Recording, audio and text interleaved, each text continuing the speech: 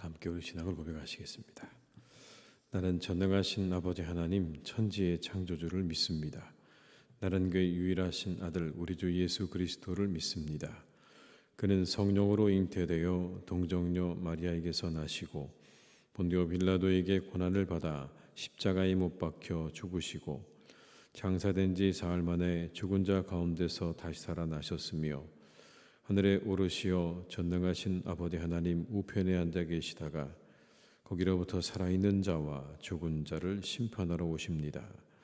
나는 성령을 믿으며 거룩한 공교회와 성도의 교제와 죄를 용서받는 것과 몸의 부활과 영생을 믿습니다. 아멘. 찬송가 331장을 찬양하시겠습니다. 331장입니다.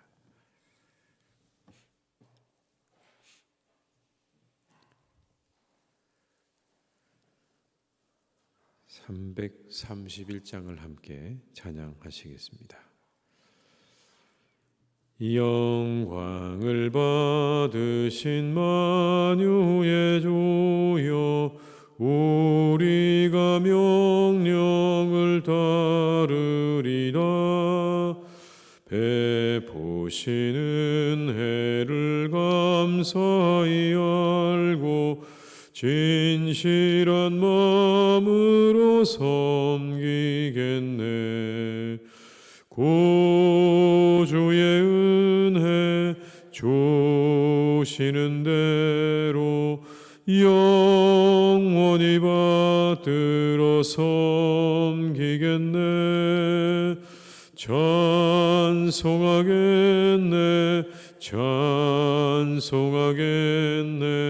생명을 주시는 구주로다. 구주를 높이고 잘 공경하여 온유한 마음으로 섬기리라. 주 예수 안에서 즐거워하며 충성을 다하여 섬기겠네. 구주의 은혜 주시는 대로 영원히 받들어 섬기겠네.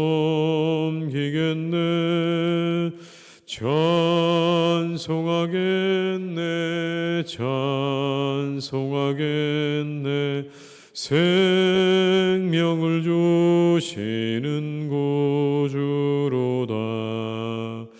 예수를 믿고서 늘 사랑하여 참 기쁜 마음으로 섬기리라. 온 마음을 드리고 늘 순종하며 구주를 영원히 섬기겠네. 구주의 은혜 주시는 대로 영원히 받들어 섬기겠네. 찬송하겠네. 찬송하겠네. 생명을 주시는 구주로다. 3절입니다. 예수를 믿고서 늘 사랑하여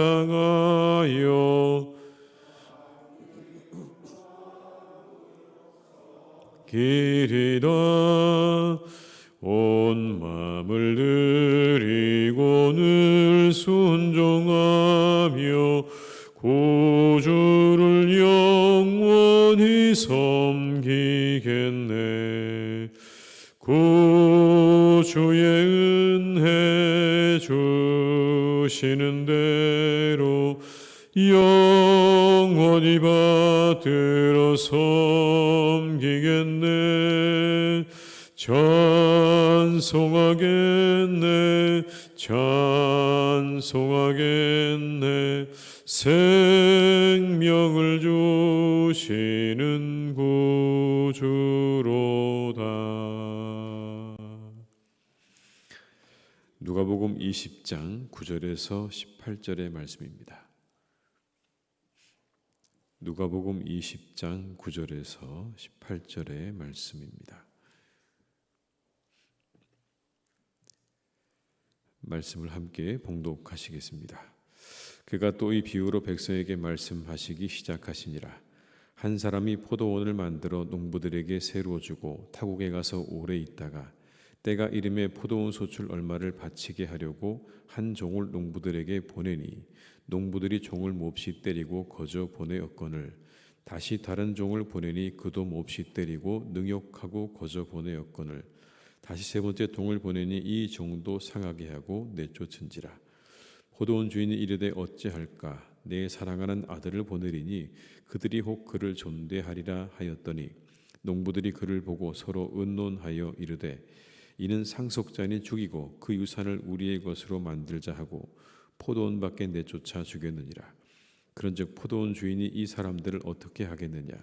와서 그 농부들을 진멸하고 포도원을 다른 사람들에게 주리라 하시니 사람들이 듣고 이르되 그렇게 되지 말아지이다 하거늘 그들을 보시며 이르시되 그러면 기록된 바 건축자들의 버린 돌이 모퉁이의 머릿돌이 되었느니라 함이 어찌 미냐.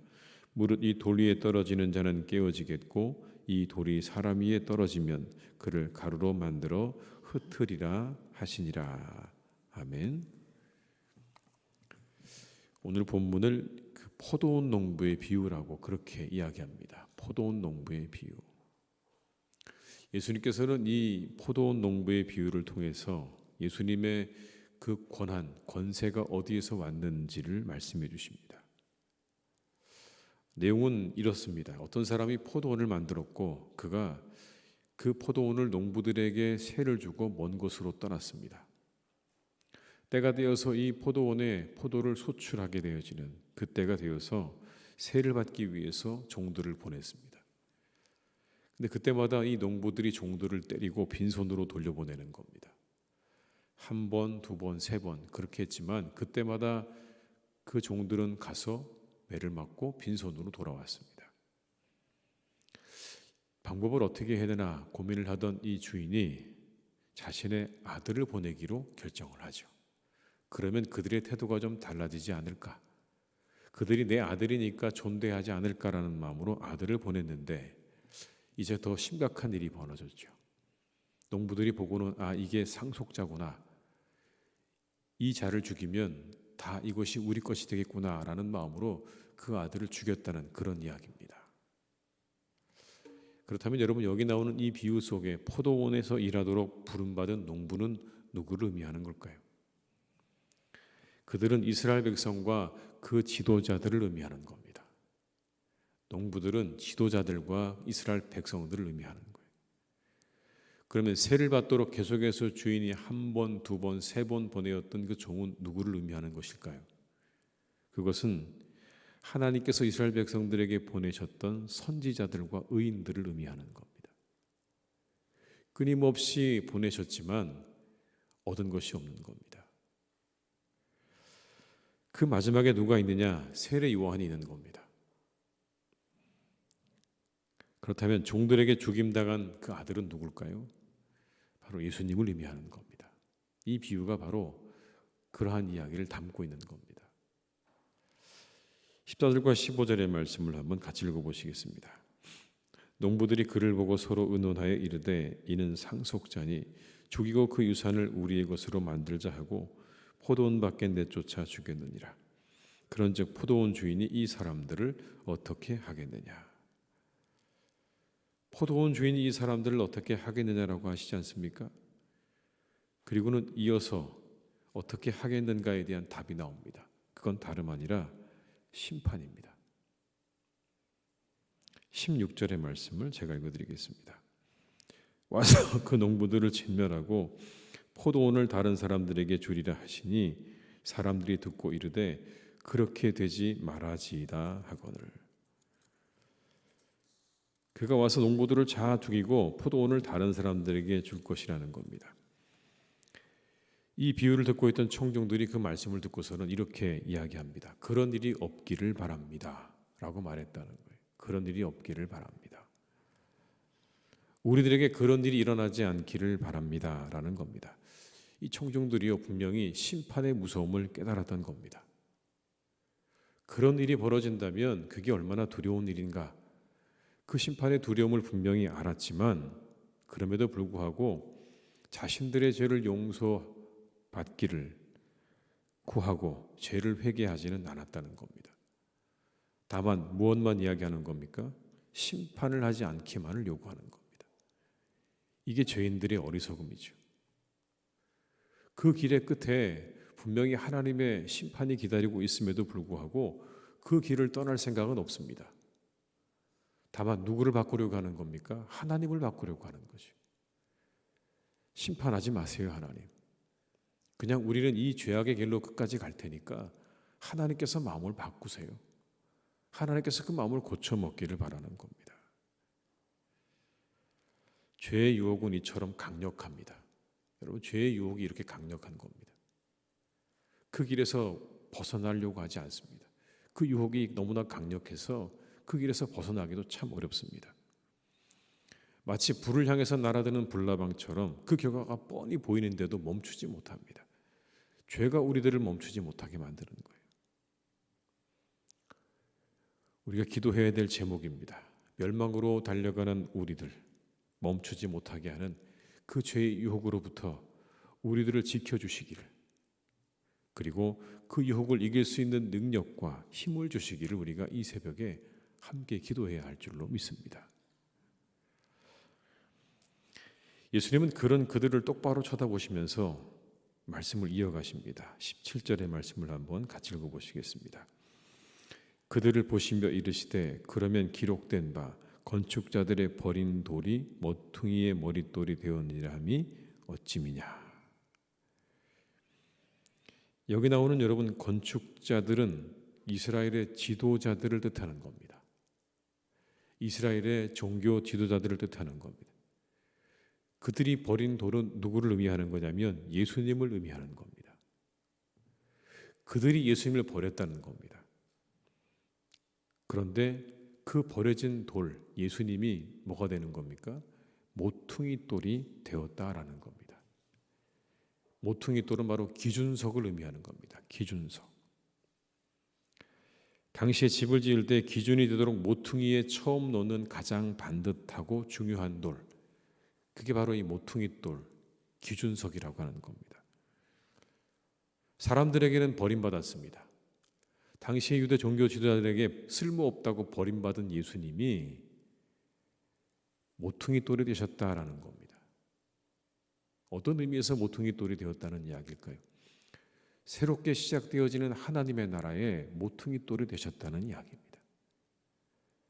교회의 모퉁이 돌이 되셨다는 이야기입니다. 이 교회의 시작 가운데 기준석이 되셨다.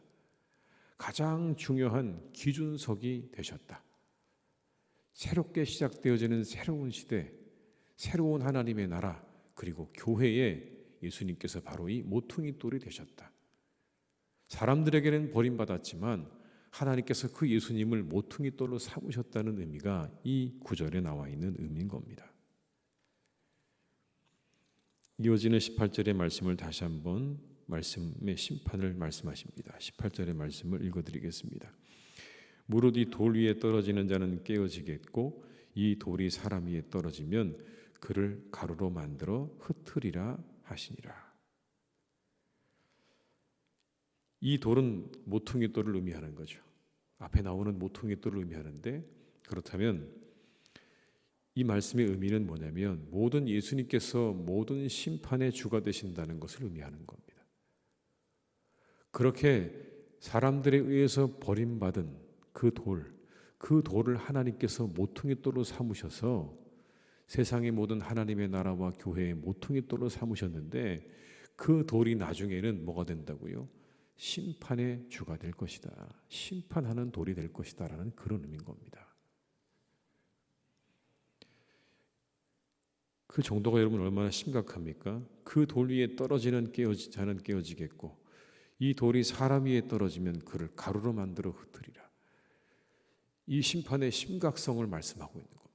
아주 이 심판이 얼마나 심각하고 엄중할 것인지에 대해서 분명하게 말씀하는 겁니다.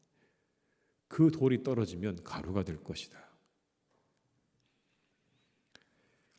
예수님은 이 비유를 통해 말씀하십니다. 예수님의 권위가 하늘로부터 왔다. 그 유대 종교 지도자들은 예수님을 죽일 것이고 결국 예수님을 배척하고 죽인 이스라엘과 그 지도자들에게는 심판이 임할 것이다. 예수님은 그들에게 버림받았지만 하나님의 새로운 계획의 가장 중요한 돌인 모퉁이 돌이 될 것이다 라는 그런 말씀인 거죠. 오늘의 말씀을 보게 되면 예수님께서 말씀하신 그것이 그대로 다 이루어졌습니다. 그대로 예수님의 이 말씀이 그대로 이루어졌습니다. 예수님은 마치 정말 버린 돌처럼 버려지셨지만 모퉁이 돌이 되셨죠. 여러분 얼마나 우리가 교회에서 예수님이 가장 중요하고 소중한 분 아닙니까? 모든 것의 기준이 되시고 기초가 되시는 예수님은 교회의 모퉁이 돌이 되셨어요. 하나님 나라의 모퉁이 돌이 되셨어요. 우린 이걸 우리의 눈으로 확인하고 있는 거죠. 이 당대의 사람들은 이걸 보지 못했을 거예요. 저 사람이 지금 무슨 말을 하는가 라고 생각했겠지만 저희는 예수님께서 하신 말씀이 하나도 틀림없이 이루어졌다는 것을 우리의 눈으로 보고 있는 겁니다. 그런데도 사람들은요, 참 어리석은 게 이 하나님의 말씀과 계획을 거부하려고 한다는 거예요. 자신들의 계획과 자신들의 이득에 배치되게 되면 하나님의 계획도 인정하지 않는 거예요.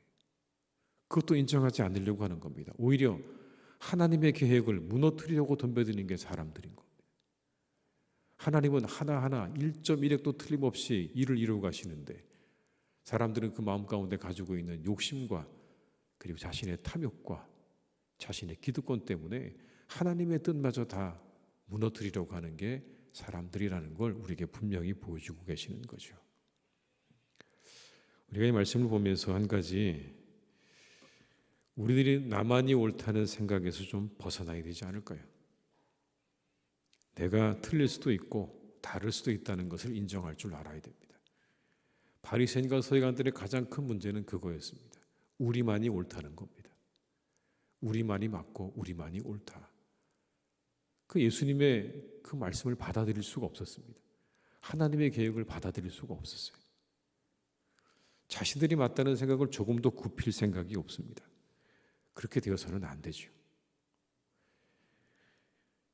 우리가 하나님의 뜻을 다 알기는 불가능합니다. 그 말은 우리가 틀릴 수도 있다는 이야기입니다. 근데 우리 모두가 다 만든 것처럼, 내가 만든 것처럼 그렇게 우리가 너무 우리 자신의 뜻을 주장하고 또 맞다고 생각하는 건 옳지 않다는 겁니다. 최근 우리나라가 가지고 있는 많은 문제들 가운데 역시 여러분 그런 것도 있지 않을까요? 우리가 너무 옳다고 생각하는 거. 그걸 좀 내려놓고 우리에게 이루어지는 모든 일들에 대해서 좀 더 겸허하게 그 뜻을 받아들일 수 있는 마음이 되어야 하지 않을까라는 생각을 가져보게 됩니다. 이제 곧 우리나라에 참 중요한 시간들이 다가오는데 우리나라의 모든 사람들의 마음 가운데 그렇지 내가 조금 틀릴 수도 있겠구나라는 그런 생각을 가질 수 있는 그런 여유와 그런 생각들을 우리가 가질 수 있으면 좋겠습니다. 우리가 하나님의 뜻을 알고 순종하고 그 뜻을 이루어드리는 삶을 살게 해달라고 이 새벽에 우리가 기도하는 새벽이 되시기를 바랍니다. 어떤 순간도 하나님의 뜻을 어기는 일이 없도록 우리가 그런 삶을 살 수 있게 해달라고 이 새벽에 함께 기도하시기를 주님의 이름으로 축복합니다. 기도하시겠습니다. 아버지 하나님, 우리 주님께서는 우리에게 말씀하신 대로 1.1획도 틀림없이 그 모든 것들을 이루셨습니다.